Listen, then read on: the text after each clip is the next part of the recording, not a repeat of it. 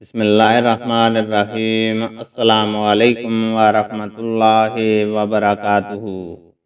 حدیث نبوی صلی اللہ علیہ وسلم ہے، نبی کریم صلی اللہ علیہ وسلم ان کے یہاں جمعہ کے دن تشریف لے گئے۔ اتفاق سے وہ روزہ سے تھیں۔ نبی کریم صلی اللہ علیہ وسلم نے اس پر دریافت فرمایا کہ کل کے دن بھی تو نے روزہ رکھا تھا؟ انہوں نے جواب دیا کہ نہیں۔ پھر آپ صلی اللہ علیہ وسلم نے دریافت فرمایا، کیا آئندہ کل روزہ رکھنے کا ارادہ ہے؟ جواب دیا کہ نہیں۔ آپ صلی اللہ علیہ وسلم نے فرمایا کہ پھر روزہ توڑ دو۔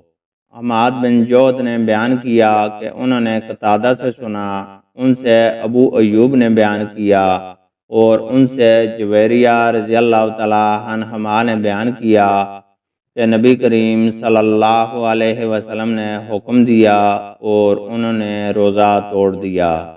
اللہ تعالیٰ سے دعا ہے کہ وہ ہمیں قرآن اور حدیث کو سننے، سمجھنے اور اس پر عمل کرنے کی توفیق عطا فرمائے، آمین۔